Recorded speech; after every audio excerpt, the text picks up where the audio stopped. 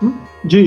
तो डॉक्टर धनंजय, क्या ये जो रास्ता नहीं दिख रहा है, अब जब ठीक है, ये प्रपोजल तो अभी समझ में आएगा कि इसमें क्या है और उनका क्या रवैया है। मुझे नहीं लगता है कि ईरान के किसी प्रपोजल को वो स्वीकार करने के लिए तैयार होंगे। वो ये भी कह रहे हैं कि हमारी बात अब फोन से हो रही है। वो प्रत्यक्ष पाकिस्तान जाकर बात करने से इनकार कर रहे हैं। लेकिन आपको क्या लगता है कि अब धीरे धीरे ट्रंप को पुश किया जा रहा है या वो खुद जंग की तरफ बढ़ रहे हैं? जंग से मतलब है कि एक बड़े हमले की तरफ बढ़ रहे हैं। देखिए, हमला तो टेक्निकली वो नहीं कर पाएंगे, वॉर शुरू नहीं कर सकते, क्योंकि 60 दिन वाला उनका एक जो मैं जिनको कांग्रेस से अप्रूवल चाहिए था वो नहीं है। बट वो टेक्निकल टर्म्स यूज कर रहे हैं। इंटरप्रिटेशन इस तरह से दे रहे हैं कि ये टेक्निकली जी, रुक गई है वॉर और फिर दोबारा शुरू कर दें, कुछ इस तरह का खेल करेंगे वो। वो कह रहे हैं कि वॉर टर्मिनेट कर दी गई है, सीज फायर हो गया है, पर सर्जिकल स्ट्राइक कर सकते हैं, कुछ और तरह का ब्लॉकेड कर सकते हैं, मतलब कुछ भी कर सकते हैं। लेकिन दो बहुत ही महत्वपूर्ण चीज है कि रिपब्लिकन मेजॉरिटी उनके साथ है, लेकिन दो रिपब्लिकन है जो जिन्होंने इनके खिलाफ भी वोट किया है। अभी जो डेमोक्रेट का रिजोल्यूशन आया है, तो इसका मतलब है कि पूरी तरीके से रिपब्लिकन्स एक साथ नहीं है। बहुत छोटा नंबर है, लेकिन फिर भी सिग्निफिकेंट है, क्योंकि ये जिस तरह से पीट हेग्सेथ उसको डिफेंड कर रहे थे, काफी एक क्रिटिकल डिबेट है अमेरिकन पॉलिटिक्स में। पब्लिक ओपिनियन इनके खिलाफ है मेजर तौर पर। पब्लिक ओपिनियन में जो सबसे बड़ा फियर है वो ग्राउंड ट्रूप्स को लेकर के है।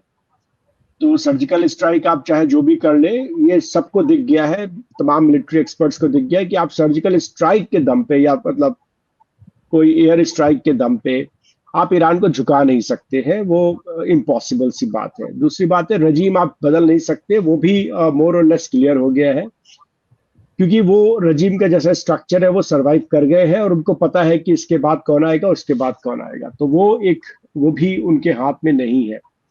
अब ट्रम्प को जो उनकी दुविधा ये है कि वो क्या कह के इस पूरी समस्या से निकले। उनकी मानसिक संतुलन पे भी प्रश्न उठ रहे हैं, और काफी लोगों ने उस पर क्वेश्चन करना शुरू किया है। पिछले कुछ उनकी जो जिस तरीके के बयानबाजी उन्होंने किया, उसको ही लोग लेके क्वेश्चन कर रहे हैं। तो दुविधा उनकी ये है कि वो क्या इसमें से बोल करके निकल पाएंगे। मेरे ख्याल से ईरान उनको वो नहीं दे रहा है जो उनको चाहिए। जो चाहे वो न्यूक्लियर पे थोड़ा ईरान उनको कुछ कंसेशन दे दे, लेकिन ईरान को एक चीज इसमें पूरी तरीके से समझ में आ गई है कि स्ट्रेट ऑफ हॉर्मूज वो उसका ऐसा एक मास्टर कार्ड है कि जिसके तहत वो पूरे वर्ल्ड को परेशान कर सकता है, जिसके तहत अमेरिका को परेशान कर सकता है, और गल्फ कंट्रीज जो भी है वेस्ट एशिया में उनको भी परेशान कर सकता है। मेरे ख्याल से उस पे वो अपना राइट्स चाहता है।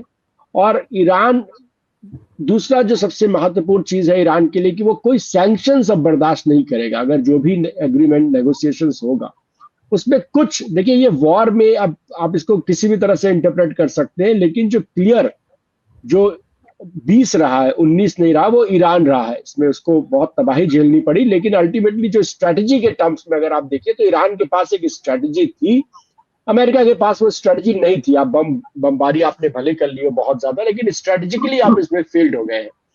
तो ईरान, और मुझे भी लगता है कि कोई भी ईरानियन जो स्ट्रेटेजिक लीडरशिप है वहां पर, वो दो चीजें बड़ी महत्वपूर्ण है उनके लिए। एक, कि आप स्टेट ऑफ हॉर्मुज पे किसी तरीके का ईरानियन क्लेम को एक्सेप्ट करिए। दूसरी जो बड़ी महत्वपूर्ण चीज उनके लिए है कि वहां पर जो सैंक्शंस लगा के जिस तरीके से उनको तबाह किया गया, आप उसमें रियायत दें। और ये दोनों चीज होने से जो जो भी ट्रम्प बोले, कुछ भी बोले, इसको जैसे भी इंटरप्रेट करना चाहे, ये अमेरिकन जो पावर है, और मैं इसको ट्रम्प के बियॉन्ड देखना चाहता हूं, जो अमेरिकन पावर वेस्ट एशिया में है वो पूरी हिल जाएगी। और उन्होंने उसको बड़ा नुकसान कर दिया। तो मेरे ख्याल से वो ट्रेमेंडस प्रेशर में है ट्रम्प, और उनको कुछ भी इस पे मिलने नहीं जा रहा है। अल्टीमेटली मुझे लगता है कि नेगोशिएशन कहीं ना कहीं ईरान के टर्म्स एंड कंडीशंस पे होगा, और वही सबकी भलाई में है। मेरे ख्याल से एपेटाइट वेस्ट एशिया में बची नहीं है कि ये वॉर और बढ़े।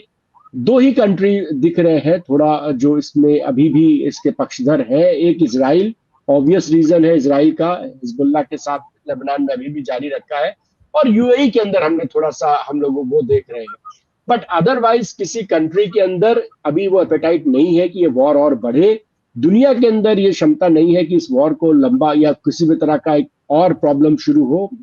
एयरलाइंस, भारत की एयरलाइंस ऑलरेडी बोल रही है कि हमें इससे कुछ निजात दीजिए, हमें बचाइए। बिल्कुल। तो इस तरह के एसओएस दुनिया भर में आ रहे हैं। प्रॉब्लम्स है, वॉर ये हो नहीं सकती है मुझे जो लगता है। बाकी ट्रम्प है, वो कुछ भी कर सकते हैं, और जो भी नेगोशिएशन होगा, टर्म्स एंड कंडीशन ईरान की ही इसमें मानी जाएगी।